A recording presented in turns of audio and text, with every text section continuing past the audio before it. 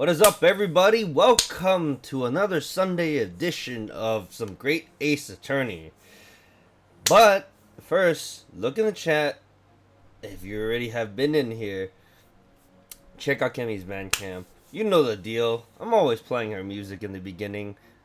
I should probably also include that once I get an actual new starting screen. But for now, let's move on.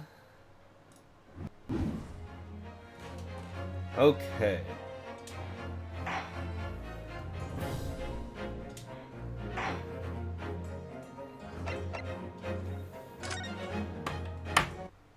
Yo, what up, Thomas? Oh, man. Oh, shit. Hold on. Things are kind of tipping over.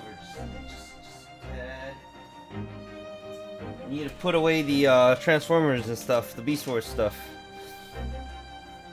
Anyways, your boy is exhausted from playing that tournament last night and winning. Mr. Garadib, though it would seem you're a military man of considerably distinguished service, your standing as a landlord is most certainly not what one might call first rate. I'm afraid, sir, that it is all too clear to me. There are two conclusions I have been able to draw by careful observation of your living arrangements. I beg your pardon? Indeed, I beg your pardon. First, is that even as we speak, you are concealed in the presence of a ferocious beast in your care. And before it's just a little cat, or a dog, I don't know. And the second is that as a result of the beast's violent rampage, you have lost something very dear to you. Mr. Naruhodo, look! The old man's broken out in a cold sweat. Unbelievably, it seems Mr. Holmes' conclusions are both spot on. How could you possibly, how could I possibly know? You mean to inquire? The answer couldn't be simpler, sir. For in the dense jungle of logic and reasoning, I am the king of beasts. And I know only too well that wild beasts are not easily tamed. So, shall we begin? Once again, Sherlock Holmes is proud to present his logic and reasoning spectacular. Oh no. The great deduction of the game is afoot.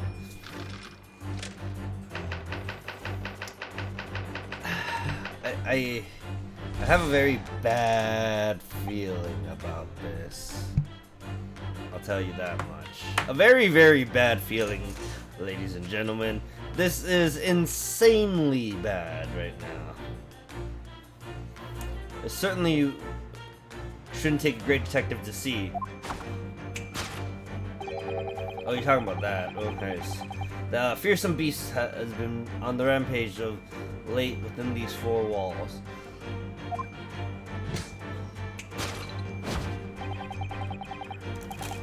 Thus, we are faced with the question: what form might the beast take? Oh, there was an exclamation mark on that one. For a man with military breeding, your eyes are uncommonly candid.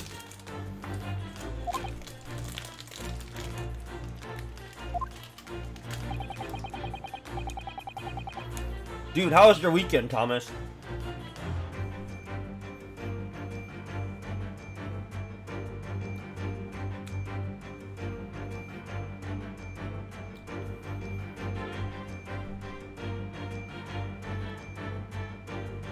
Your furtive glance, Mr. Garadib, leads us directly to the answer. True nature of the beast has run rampant here is revealed by that lion statue. Huh?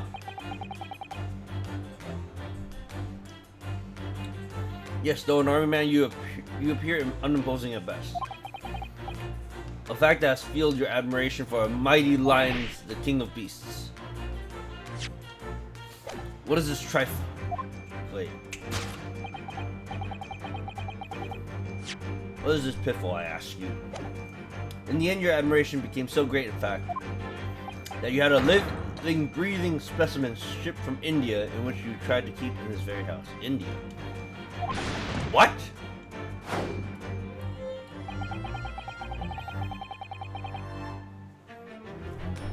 Yet living with such a wild beast proved more difficult than you had imagined. The chilling traces of a wild rampage are still very much in the evidence. Well, as we look around, the beast in question fails to present itself. Where could this angry creature have disappeared to, madame? Me?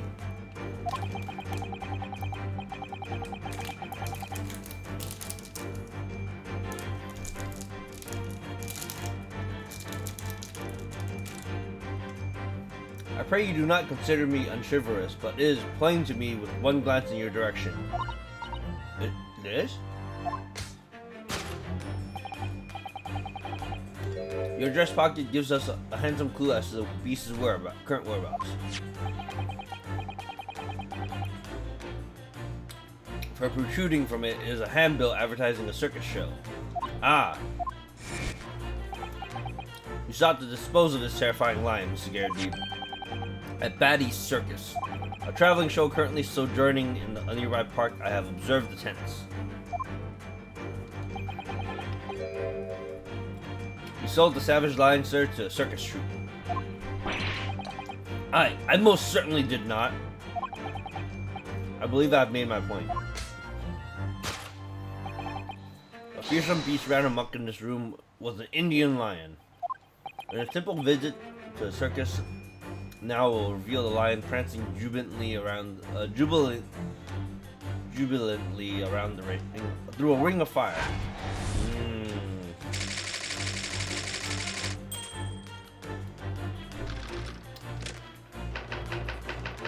Aftermath? Oh no. Now, Mr. Garrett, it is plainly clear that you still have a deep feelings for this formidable beast. Indeed, in that blithe pose, the distress this loss has caused you is veritably intangible.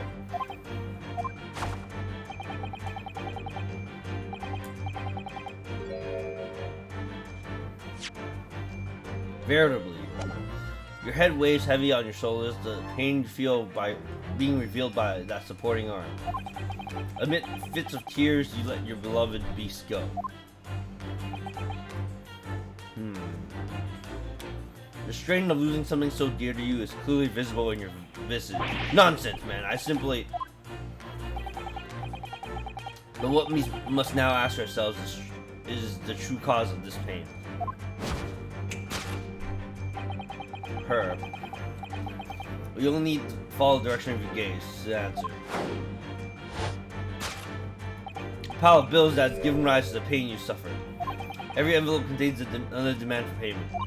Ah. For cartloads of meats, potatoes, wheat, and tea. Indeed, feeding your beloved has had a devastating impact on the financial circumstances of your household. So you had no choice but to let it go. Yes, well, I feel like that's not true at all. Or maybe it's partly true, but there's definitely some changes that need to be made. Now, in a final fit of rage, the ferocious beast carried out one last unimaginable attack. Unimaginable.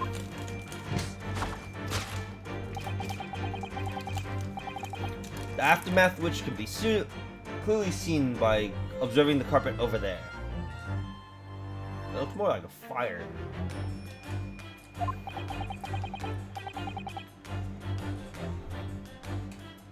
A very expensive woolen carpet, if I'm not mistaken. Oh dear me. What could have caused such a destructive outburst? Her? Ah. It's that, ma'am. I'm afraid it is you who has inadvertently revealed the truth to me. Or him. Your wandering eyes has settled upon the answer very neatly indeed. Yes, to explain the dire state of the carpet, we need only look at the Tower of Cakes. Ah. There is no creature more dangerous on this earth than a beast with an unsatiated appetite. Was it or was it not once that said by a certain noblewoman, if they have no bread, let them eat cake?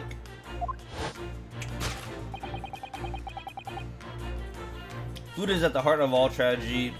In fact, whatever do you mean? Having tired of the taste of cake, a beast began to stalk its next prey.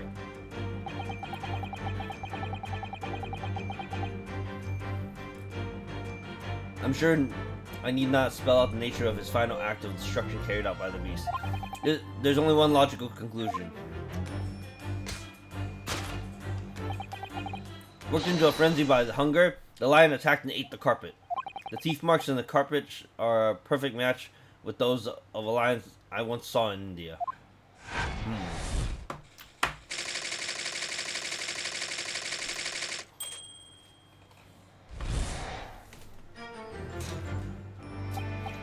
Thus concludes the Sherlock Holmes' great deduction of this beastly puzzle.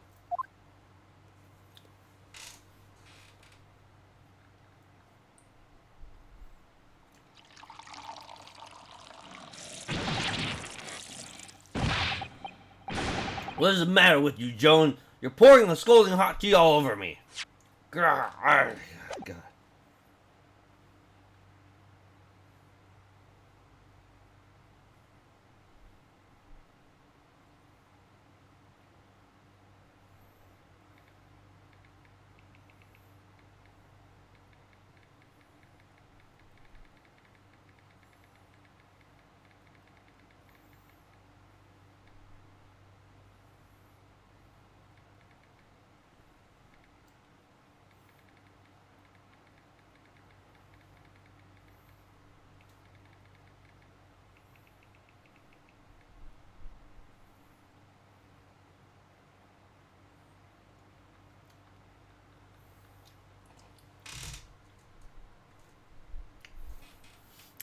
What is the matter with you, Joan? Jesus.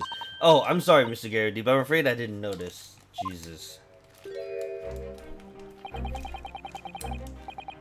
My deductions can be startlingly sharp. It stands to reason that your cup runneth over.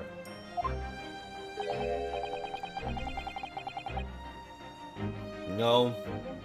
No. Indeed, my revelations can make people spill tears at times, too. Oh. Mr. Holmes.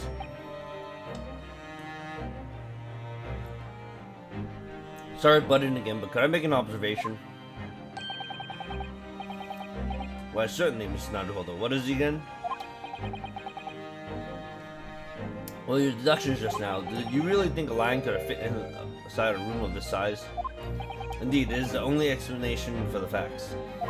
Terrifying truth of all too often lies beyond the realms of common sense. But wouldn't it be an idea to consider what lies inside the realms of common sense as well? But if an uncaged lion had run amok in this very room, surely Mr. Garrity and his maid would have been hurt or worse. Ah, that's where you are stuck. No doubt the former military man held his own against the beast using that large cannon. Now you said they stole the lion to the circus. What about the food? The meats and potatoes are one thing. But I don't believe I ever heard of a lion that drinks tea. Ah. My dear Mr. Sato, it occurs to me with some regularity that irrespective of race and breeding, whenever anyone lands on Great British soil, they're infused with a highly appropriate taste for afternoon tea. No.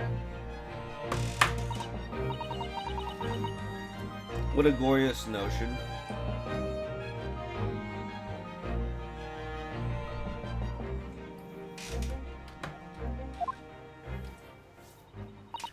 Well then, Mr. Naruhodo, it's your turn to shine again. I had a feeling this was coming. Slight massage, that's all Mr. Holmes' deductions need. You can do it. Excellent. I've been waiting for my trusty partner in deduction to step forward, Mr. Naruhodo. We don't even know yet whether or not this is going to help with Mr. Natsume's case. Still, uncovering the truth is always worthwhile, whatever the motivation. At least that's what I want to believe. Let's start again. From the beginning. Of Sherlock Holmes' Logic and Reasoning Spectacular!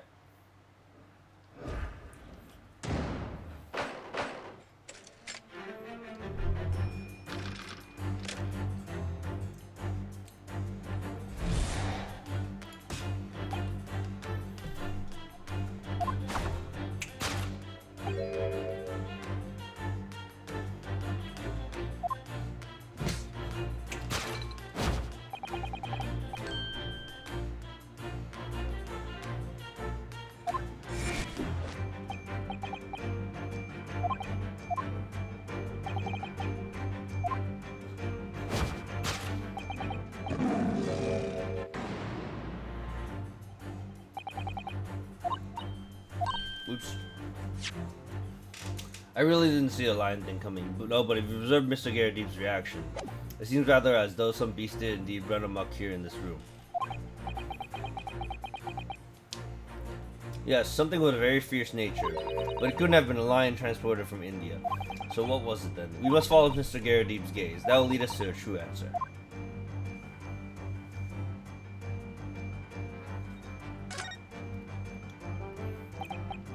Well, this lion statue that Mr. Holmes picked out. Well, this is the lion statue that Mr. Holmes picked out. Yes, I wonder. Perhaps if you did live with a lion, it would prove to be a rather sweet companion. I think that's like a mouse trying to tell its family that the cat around the house is sweet. I suppose it is a bit of a flight of fancy, isn't it? Anyway, the beast we were looking for is something else. Let's have a good look around.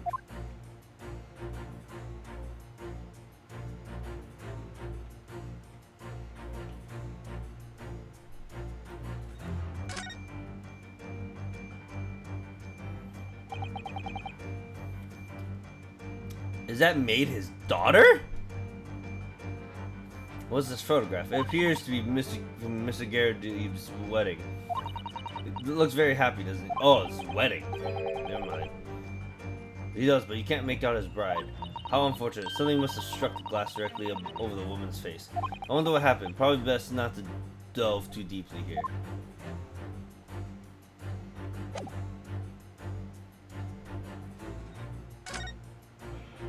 These are shells for a cannon, aren't they? What a strange place to keep them. I imagine it has some significance of Mr. Garrett's time in his family. Ah, of course. He mentioned about those earlier. Didn't you? Do you remember he said he'd been shot in the knee? Perhaps it was one of these that hit him. No, if one of these hit him, I think his whole leg would be gone and he'd be dead. If a round that size that hit his knee, there'd be nothing left of it, or Mr. Garrett for that matter.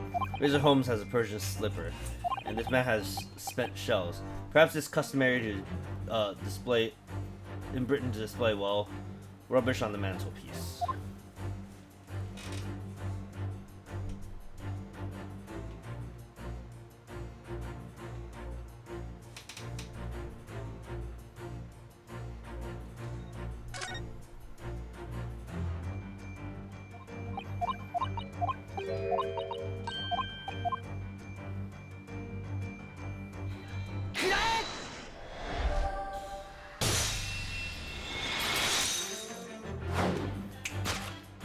The true nature of the beast that has run rampant here is revealed by that newlywed bride.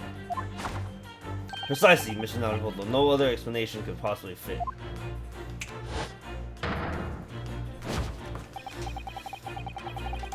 Yes, this framed print pictures your wife, Mr. Garrett.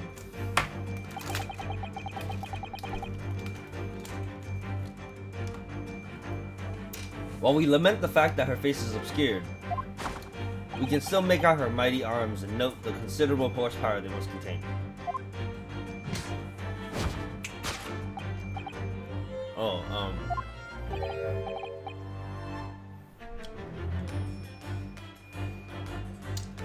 Surely any woman of such powerful constitution would be honored to be described as a beast. Honored might be a stretching point.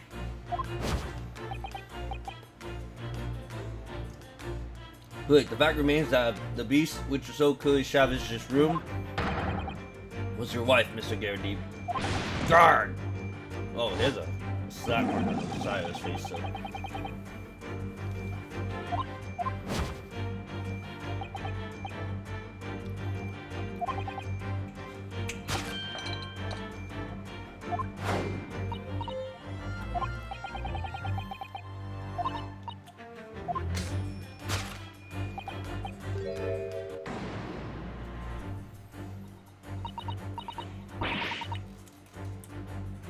The poor, fragile, defenseless woman is beside herself. Well, I don't know about fragile. Oh dear. Anyway, Miss Holmes is quite right. There's no sign of Mrs. Gardeeb anywhere. But it seems there might be a clue. There might be a clue to her whereabouts. A clue that May is trying to hide. I wonder where Mr. Gardeeb's wife could be.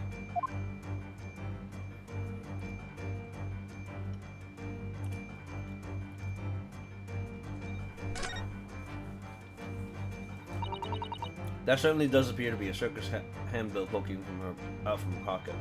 Batty Circus, currently performing shows in a park not far from here. Yonk Yank. Surely Mr. Gardeeb didn't sell his wife to a circus. No, she joined the circus, probably. Mr. Naruhodo, how could you even think such a thing? I was only joking. Besides, I would have gone with... Do you think he fed her to his pet lion? What the hell? That's somehow worse.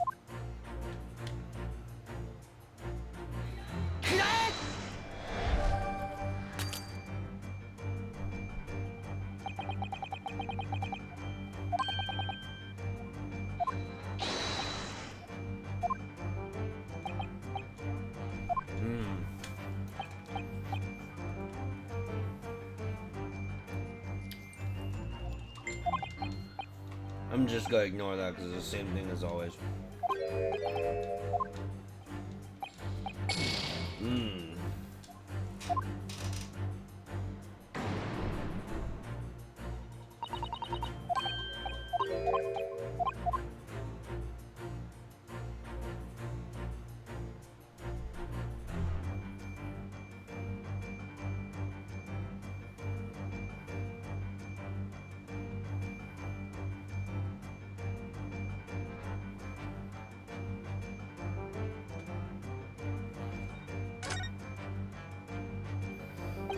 Two tightly shut eyes to even avoid the chance of a giveaway glance. Her lips to prevent any secrets from slipping out.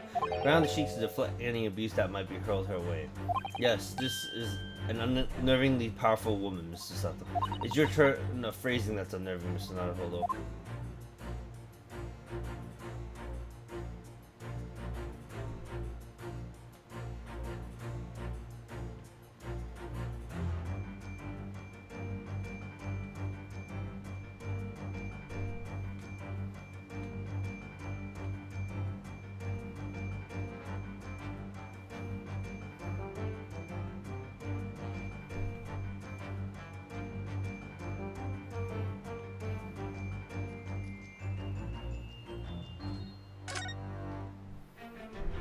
What a charming little teapot. It's in pristine condition. Joanne has been pouring some deliciously fragrant tea from it for Mr. Garrett, hasn't she? Well, not so much for Mr. Garrett, as on Mr. Garrett, wouldn't you say? I wouldn't dream of drawing attention to it.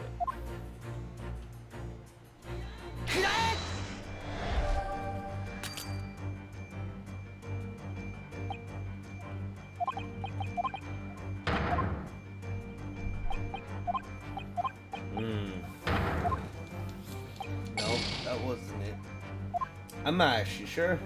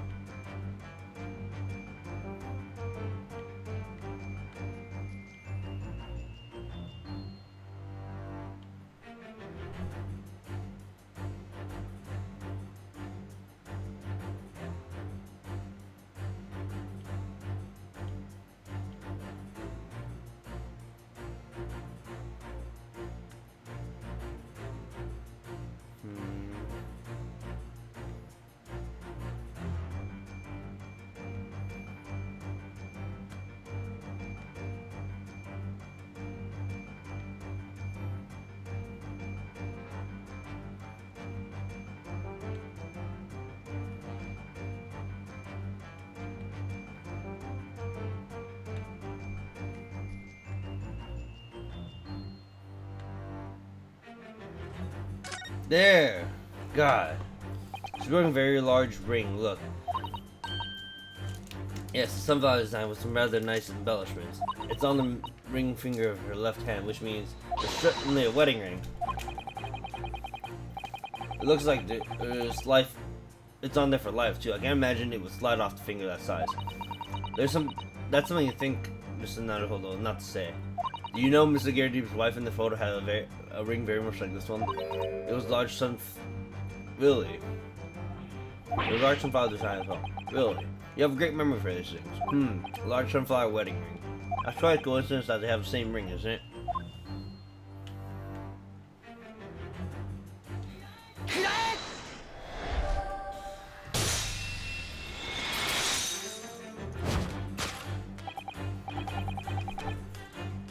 Your wedding ring gives us some handsome gives us a handsome clue as to where the beast's current whereabouts. Ah. Indeed it does. The fire gleaming on your finger gives you away.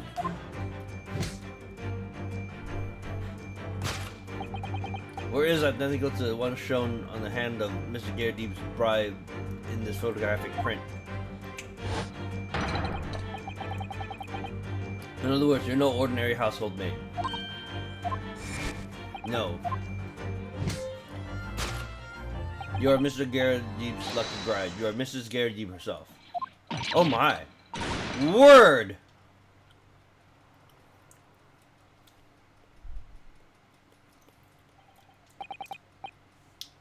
Well, jolly fine detecting, sir.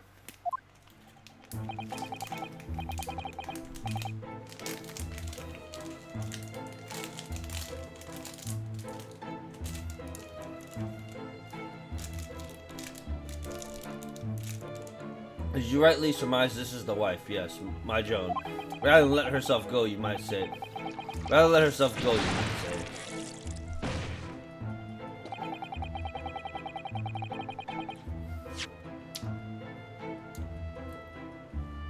But she was a bally corkerback. Alright! It would appear that you don't live in the most comfortable of circumstances. After all, you are a retired army man, yet you are in the business of renting out rooms. Tisk.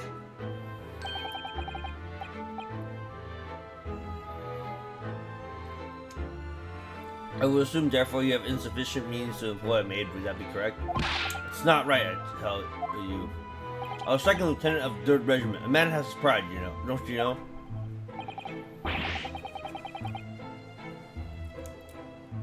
By golly, it's a sorry thing when a chap can't even afford to have a single maid in his employ.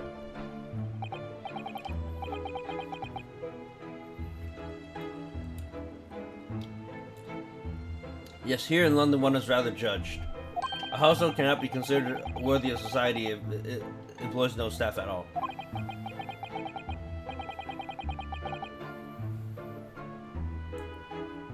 Though, in my considered opinion, such concerns about appearances are a folly.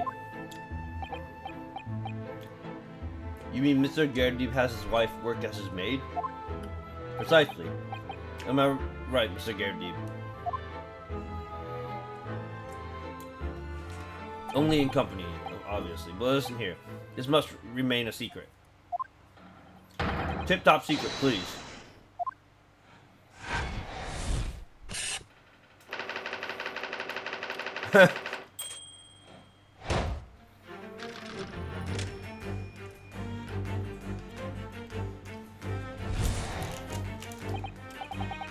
Now, Mr. Gyaradeep.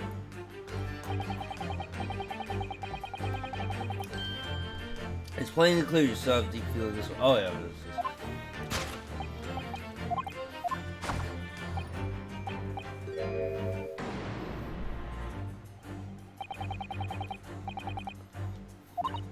It's quite something he can still call Mr. Gyaradeep's wife a beast.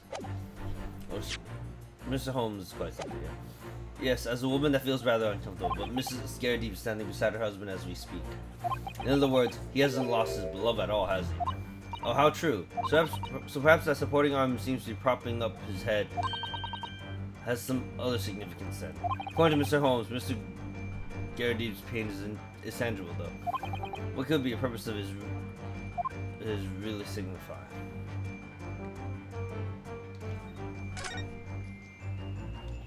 Oh my, look at that bright red mark. Yeah, we saw that earlier. Gosh, that's quite something, including made by somebody's hand. Yes, Mr. Garrett has been slapped on the face, it seems. Hard. I've never seen such a clearly defined mark. Whoever could have done such a thing? Well, there's a very limited number of candidates, I'd say.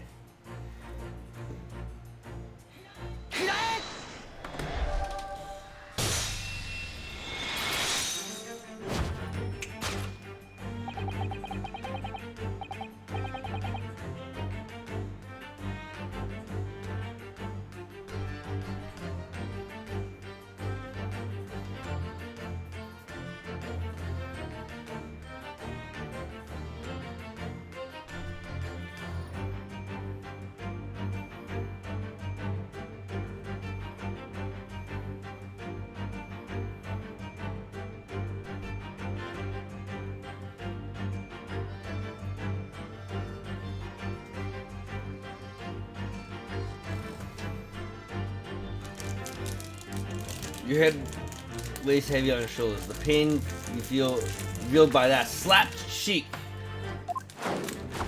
And of course, the deliverer of that impressive mark on your cheek that refused to fade was you, Madame Jo and Garrett. Well, yes.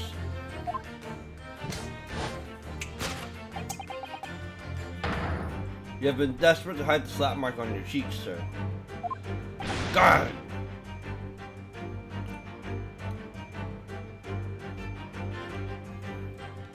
How the blazes? How did you work that out, man? Nothing except the notice of one trained in the art of observation, my dear fellow.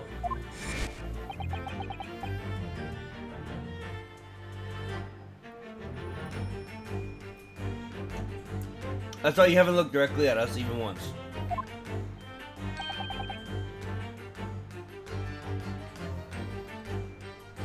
Keep your other side from view.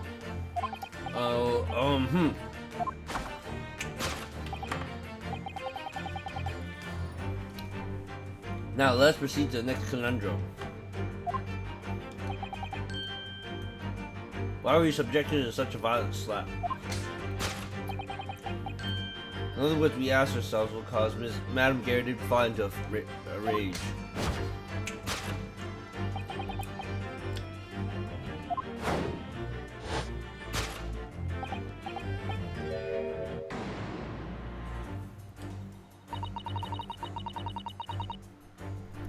Did Mr. Holmes say the bills were all for lion fodder? Yes, but now we've established the lion never existed. Which can only mean the thing responsible for gobbling up all that food was Mr. Garrett's wife. Mrs. Nathualdo. She's the person, not a thing. Yes, well. She's also a person who gave her husband a mighty slap round the face. One so hard that it was left a perfect mark. Hand mark, in fact.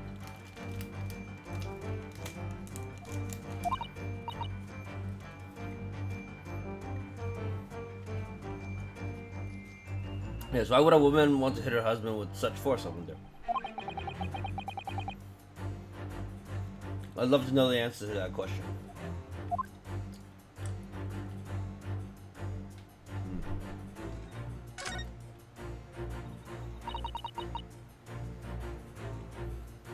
Looking at all these bills, certainly amounts to a great deal of food.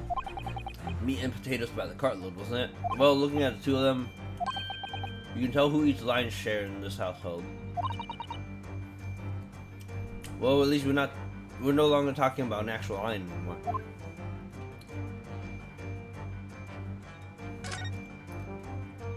Bookmark. Ah, someone must be reading this book at the moment. There's a bookmark here, look. Mr. Garrett is clearly an avid reader. Oh, wait a minute. I think this is a bookmark. Oh no. So it isn't. It's a note written in a woman's hand. Oh, James, I love you. Yours, Mary. And look next to the signature here. Lip marks. Made with lipstick. Oh, what a passionate and romantic gesture. Don't get any ideas, Susan-san. Oh dear, I'm sorry. Those bookmarks actually a love note then.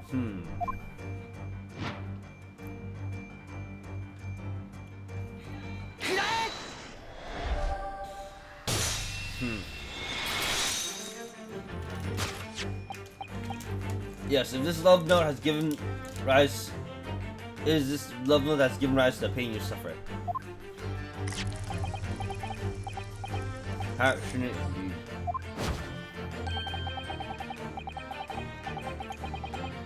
The sender of this note, a certain Miss Mary, is the fly in the ointment here. Arrgh! But I don't know the Bali woman. You don't know her? I know it wasn't written to me. It was just in the book. I don't know how I got there. It was just in there, you say. That's right. That's what I've been saying. Ah! A likely story. Now listen here, Joan. Old thing. I explained that at the time. I bought the book at that second-hand place, and the note must have already been in there. So the previous owner of the book was using the as a bookmark, you mean? That's right. That's what I've been saying. Ah! A likely story. For heaven's sake, woman, look at the name. It's written to James. My name, in case you've forgotten, is John. Ah! A likely story. Are you questioning my name now? Oof. And here we have it. Arouse the suspicions of a female heart, and you unleash a beast with the most ferocious bite. Ugh.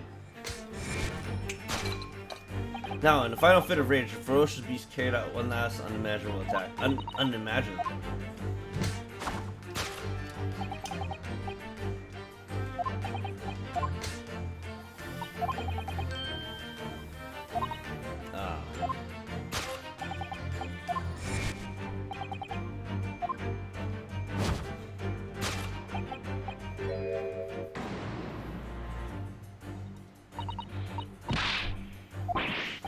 But surely, Mrs. Garrity didn't eat the carpet. No, of course not. But there doesn't seem to be any doubt that the state of this room is in is a result of her wild temper. No, that's true.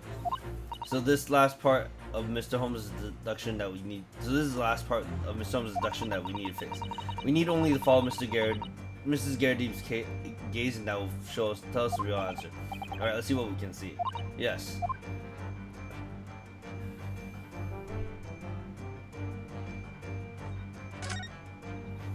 It looks like very old counseling, doesn't it? The base looks too small and is surely very unstable. It looks to me like even the slightest knock would make it topple over. Oh dear, that would be dangerous. Wait, take a closer at this. Let's a closer look at this.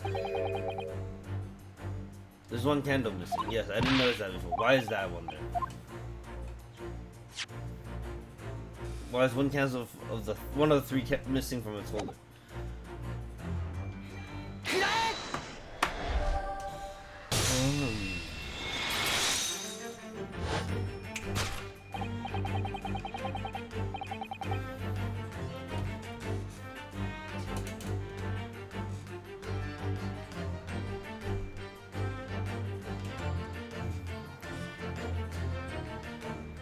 Hold up. Let's see what my dog wants.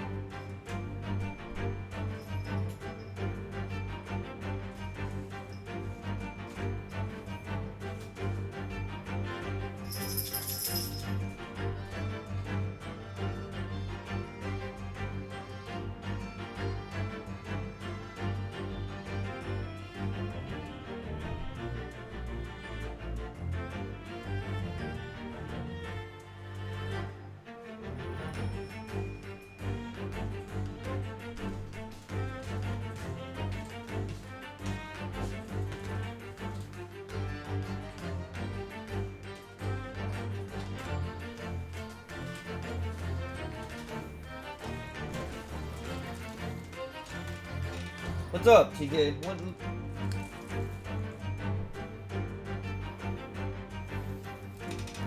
The dog's just chilling in here now. Yes. To explain the dire state of the carpet, we only need to look at the candlestick. Most illuminating, my dear fellow, and of course the only possible way out of this logical labyrinth.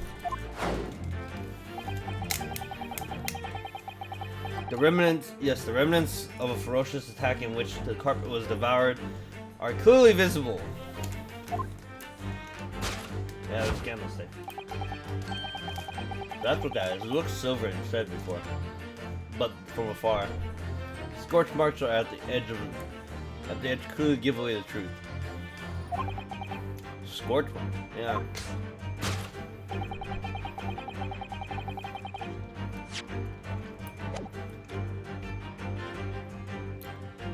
It would appear that this room was the scene of a little marital altercation. Mrs. Gerdeeb's mighty arm muscles left an impression not only on her husband's face, but the entire room. The force of her strike caused a candle to fall from the holder. In seconds, the carpet was alight and the whole corner of the room was in flames. Yes,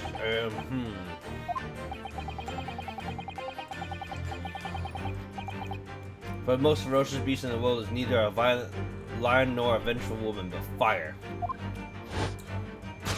In this room, that ferocious beast bared its claws and ran amok. Eloquently put, my dear fellow. So you see, there is but one conclusion here.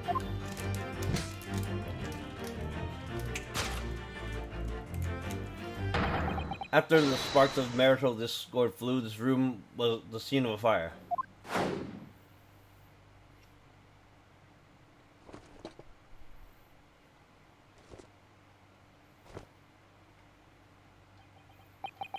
Mr. Holmes, sir, I salute you!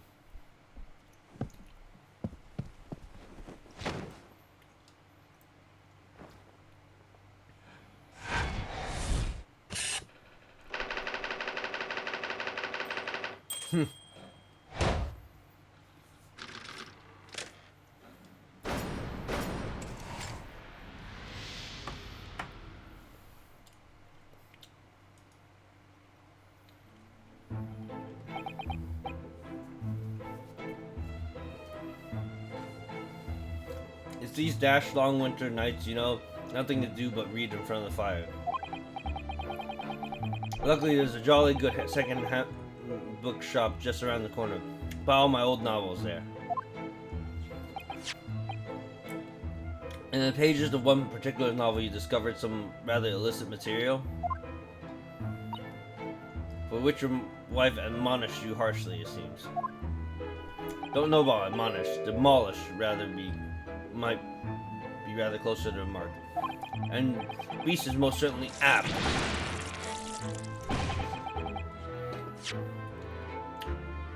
And aptus. Here we go again. The carpet was that destroyed by fire when the candle fell on the floor?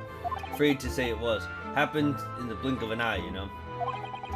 Whole place was filled with smoke. Couldn't see a bally thing. I was caught between the old Styx rage and the raging flames.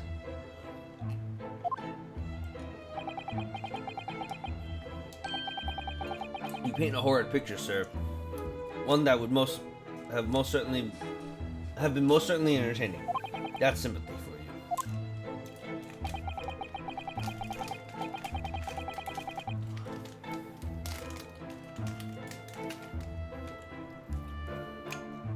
Didn't take long for the fire to spread, of course. The bally furniture started going up as well. We had to hide the mess behind the screen for the time being. Over here, Mr. Gerdeeb? Well, you have nothing more to hide now, if you'll allow me.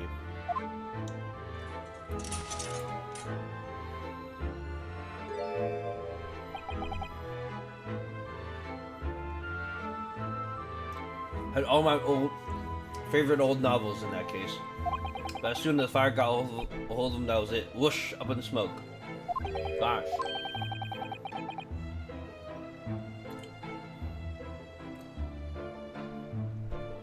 And the wife started hurling things at me.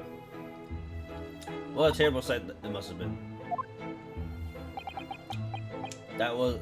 There was I, back up against the window under heavy enemy fire. Incendiary books come in tens to a dozen.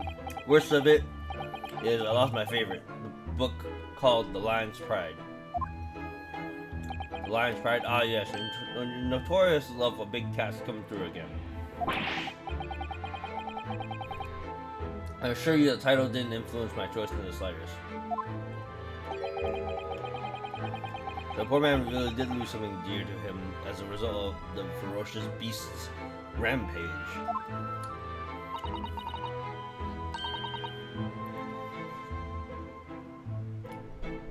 Mr. Holmes' deductions turned out to be correct once again. It can only be described as a great British wonder. I tell you, it was total carnage. Flames everywhere and the old stick in full fettle. Out of interest, what time of the day was that? Not sure I can remember. It was 2 days ago now. Let's see, around 5 o'clock I think. So at exactly that same time, a terrifying incident was unfolding outside your window on the street below.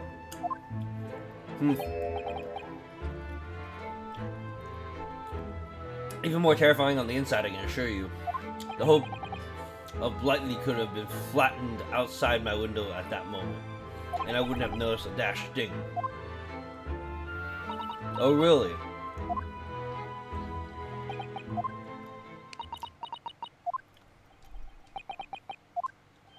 Mr. Holmes? Yes, Mr. Naruhodo, what can I do for you? I think we've got to the bottom of Mr. Garrideeb's situation now, but what does it have to do with Mr. Natsume's circumstances? I can't help you there, I'm afraid. What? My dear fellow, if you recall, I did say as much from the outset. I warned you that although I knew the retired army man to be hiding something, I could not be sure whether his secret would prove to be of relevance or not.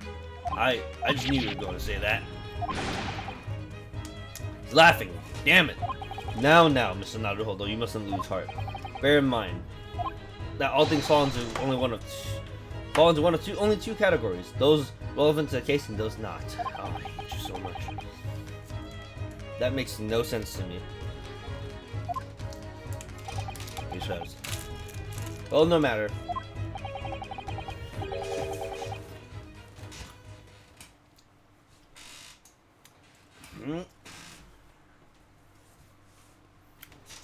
It is of far greater importance that you make up your mind now. Sorry? Visiting hours at the prison will soon be over. Oh no. Is it time already?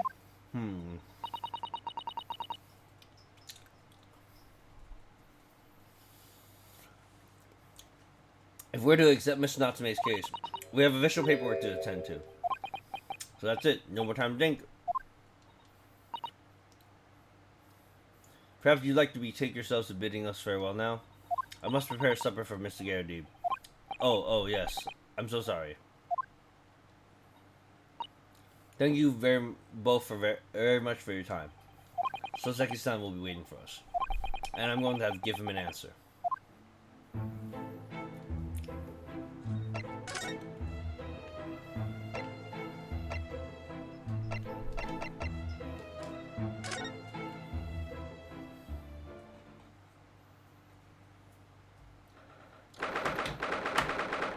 TK, what's wrong?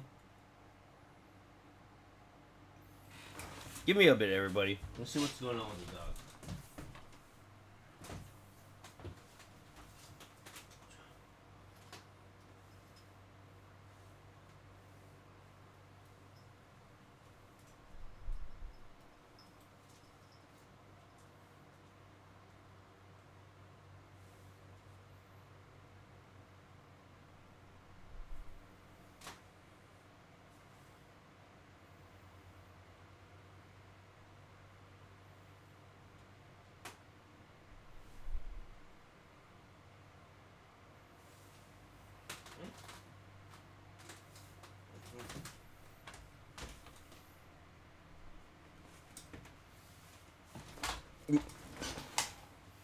Probably need to change this cushion seat soon. the fabric on it is tearing a lot worse now, or the material on it.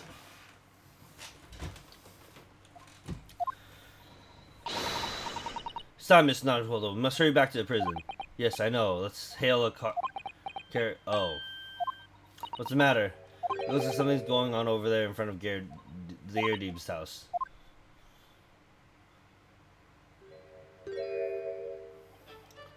I know thee not, old man. Fall to thy prayers. Who are you calling an old man, you rum-looking nimny pimney? There are more things in heaven and earth, Horatio, than are dreamt of in your philosophy. Who is this Horatio fella, and what are you on about?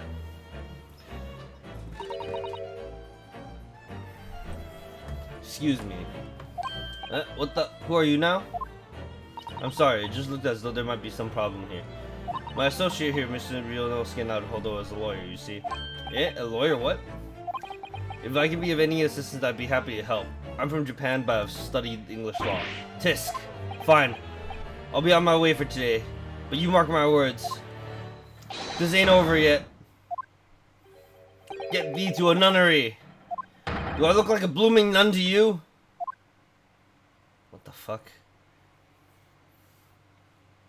Stream might be cut short because I still have to take care of a couple things. And I'm, like, not feeling the most energetic. I'm feeling very lethargic, if anything. Is that the correct term?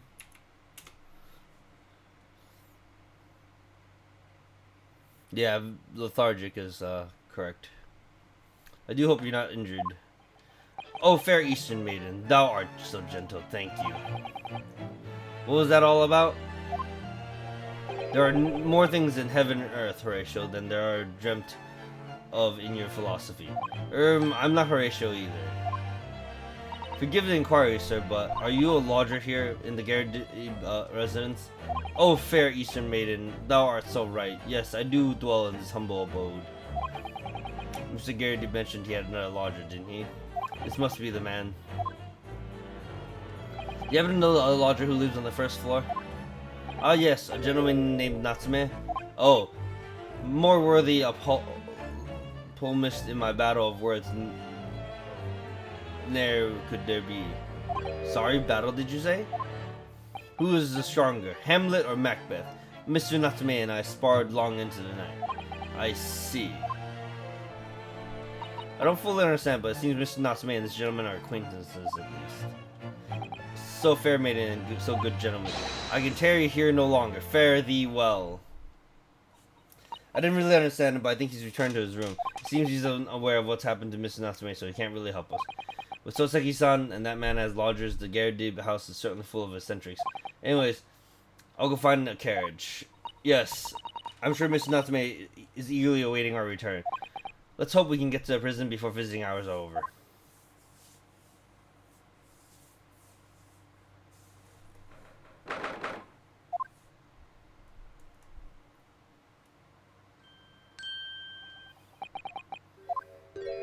Oh, it's you! You're here! You came! Locum student, Mr. Naruhodo Esquire. I can't believe you came back! I'm so touched! Jesus, this man's like all kinds of crazy. We are so sorry to have kept you waiting, Mr. Natsume. Oh no, think nothing of it. Relax. If I were a cat, I could purr with pleasure at the company of such fine compatriots. Noble, nurturing, never-failing Nipponese! Oh, now, let's not get carried away. Oh, I quite agree. There's nothing more reassuring than the familiarity of one's native land.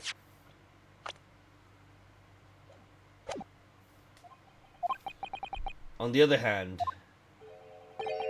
it is through friendship transcending international borders that one truly appreciates the fact. Such is my belief, at least. It's you! The miserable, rotten spy! Sherlock Holmes! Mr. Holmes, what are you doing here? I have no intention of doing anything per se, save observing, of course. What do you mean, Mr. Holmes? Whatever do you mean, Mr. Holmes? We have encountered some curious reading material in that gloomful room, and having amassed the secret identity of that eccentric pair, I decided I should drop in on my way home to see how our divested friend is faring. Gloomful room? At least your accommodation here offers a window, my dear fellow. In that sense, it is the superior option. Anyway, I must commend you on your taste in books. My day has been a delight and cost me not a penny. Ah, you! How dare you! Sherlock Holmes! Ugh.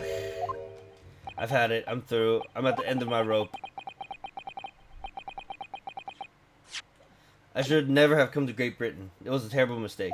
Haunted by spirits and those with cursed lodgings, no doubt my luck will be cursed in tomorrow's trial as well. My whole life is be damned! What are you thinking, Mr. Naruhodo? He mentioned that once before, didn't he? That his lodgings were cursed, I mean? And there's much truth in Mr. Mustache's words. What? Cursed is a wholly appropriate description, I would say. For the man's lodgings, and indeed for tomorrow's trial. What's that supposed to mean?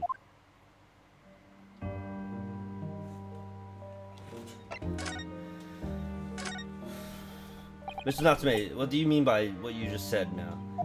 About the trial tomorrow being cursed? No, oh no, why are you looking so grave? You're making me nervous. I was just getting carried away, that's all. I didn't mean anything by it. Oh, I see. That's really agitated him. You don't mean the trial is really is cursed somehow?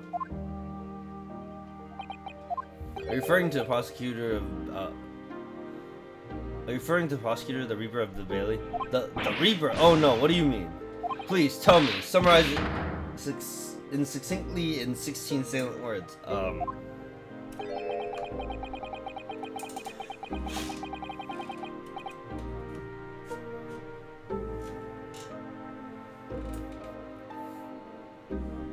No defendant has ever survived the trial and reached or stands prosecution ever.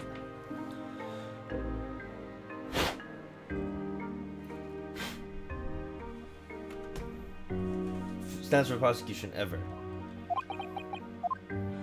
Oh my goodness, can it really be true? That was 16 words exact.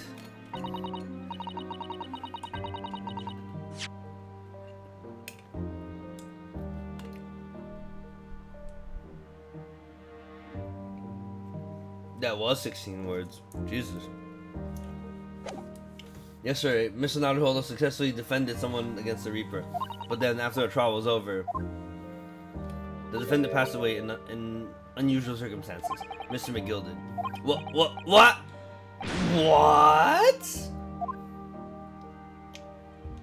Ah, I'm impressed. I am impressed, Mr. Sato. You have an eye for detail.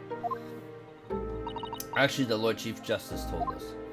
Mr. Holmes, surely it can't be that having failed to have the accused convicted, Lord Van Zieks killed the man himself. Oh no, he couldn't have, surely. You have some wonderful notions. Sorry? The man isn't a mass murderer. He's a court prosecutor, my dear fellow. Oh yes. Why, of course he is. Ugh, of course he is. Then why are you trying to scare me? It could be said, however, that the real truth about the man is even more terrifying than your hypothesis. What on earth do you mean by that?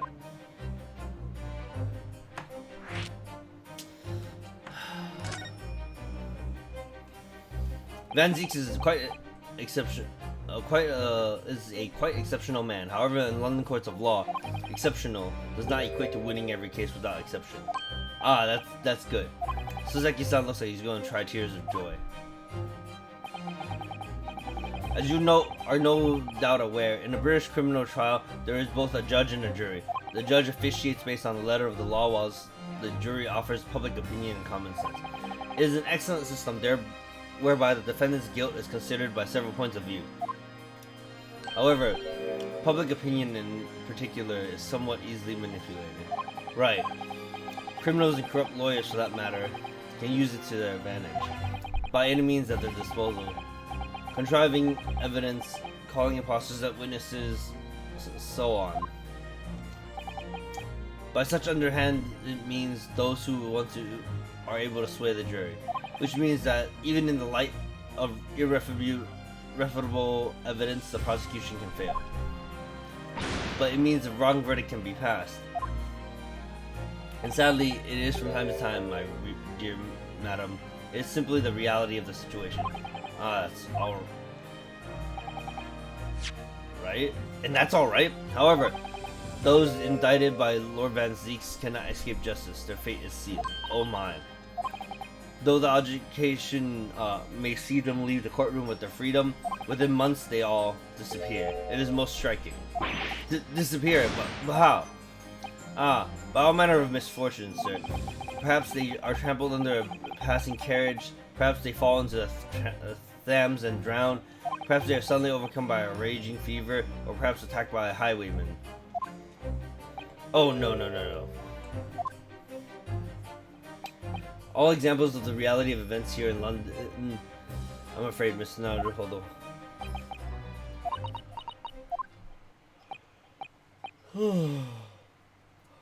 Ha! I knew it. I'm a dead dodo, done for, doomed. Hey, TK, what are you doing? Come here, boy.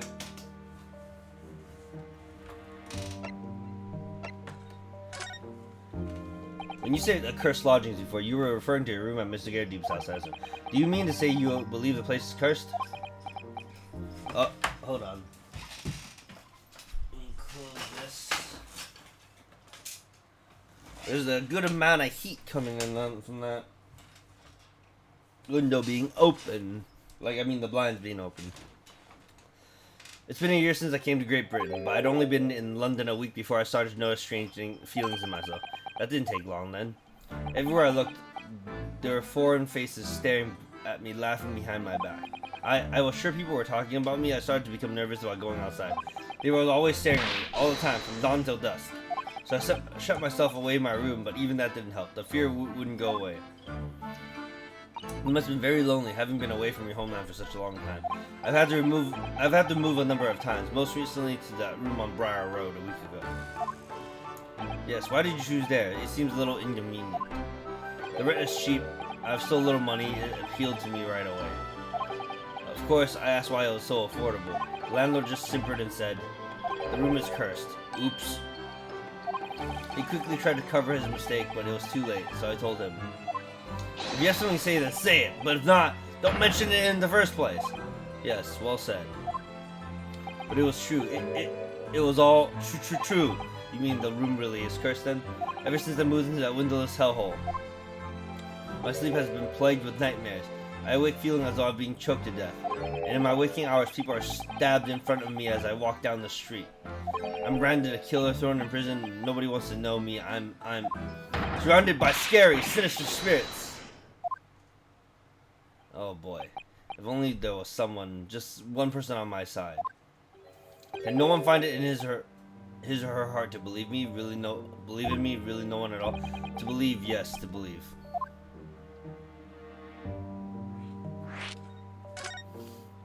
Mr. Holmes. Me, Mr. Naruhodo, pray, what can I do for you? It's about the case on SS Burya, if you recall. The Burya. That case, the one with the snake. Well, yes. At the time, I was a suspect, but you believed in me and listened to my side of the story, and you helped us to investigate. I did? Did I? Interesting. What I want to know is why. Why did you believe in me? I see, yes. You mean because you were a grimly dressed, shady Eastern fellow found with the victim in a locked room? Well, if you like, yes. I'm a little surprised that the answer requires explanation, my dear fellow. It's quite simple, really. You said I didn't do it. But I could have been lying. Surely you must have had your doubts. You must have suspected me a little. I think perhaps you misunderstood. I neither recall believing in you, nor in that which you were telling me. What? You see, the only things I believe in are those I choose to believe in. What? What do you mean, Mr. Holmes? I make up my own mind about what is to be believed and what is not. If I should believe in something, I do. The circumstances can hang as far as I'm concerned. But I could have betrayed your trust. In that case, I should have made an elementary error of judgment, nothing more. Betrayal of trust is an overused excuse, in my opinion. Meaning, Whether or not one should trust another is, in the final analysis, down to oneself. It is a matter of whether or not one can trust oneself. Yes, yes, he's right. He's right. Locum student, Mr. Naruhodo Esquire. Whether or not I can believe myself.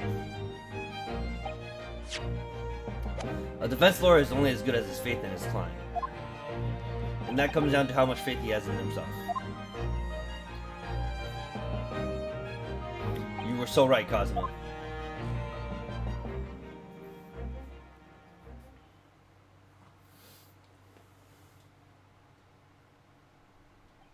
Well, my dear fellows, it is time we were leaving, I believe. Already? Visiting hours are over. The guard will be here shortly to escort us out. There is a restaurant near here that serves excellent trout. Would you care to join me? Oh dear, there's never enough time, is there?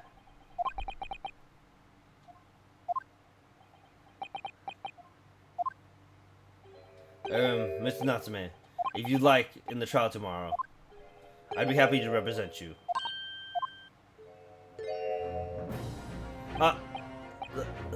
Locum student, Mr. Naruhodo Esquire!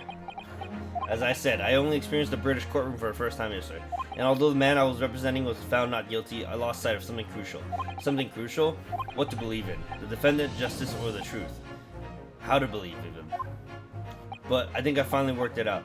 I've decided I must believe in myself above all else, trust my instincts. Yes, Mr. Naruhodo. And my instincts are telling me that you, Mr. Natsume, are innocent of this crime. It's imperative that we prove that in court. Locum student, Mr. Naruhodo Esquire. I will fight for your innocence until the bitter end with every weapon available to me. So I hope you'll permit me to represent you tomorrow. As I said when we first met, I'd like to entrust my fate to someone who will listen to me in my native tongue. Of course, Mr. Natsume. If it would be fair to say, Mr. Naruhodo, that your mind was, in many ways, made up from the outset. You merely needed the events of today to fully realize it. Yes, I think you're right about that. It's been a roundabout journey, but I got there in the end. Poor guy. Getting tea poured on him all the time. Mr. Sato, yes? Would you be willing to stand by my side tomorrow and help me in court? Absolutely! As I said this morning, you may consider me your personal judicial assistant.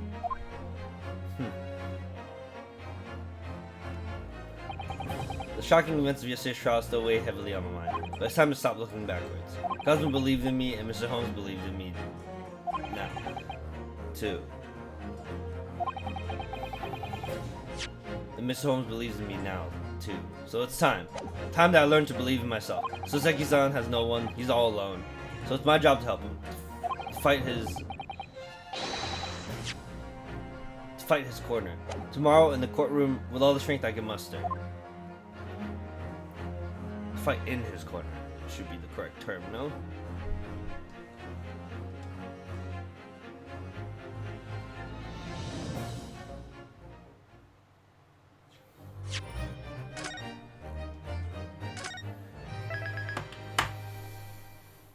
I need to like get better sleep Saturday nights into Sunday so I can stream longer. But anyways, for now, let's see who's around to raid.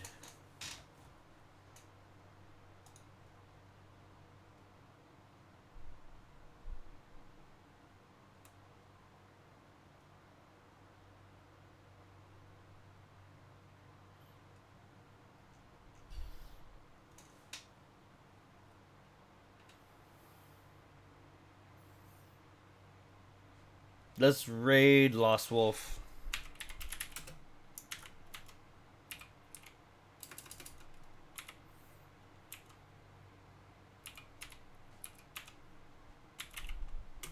Well, actually, I hope he's still streaming. It says he's streaming a game called 12 Minutes.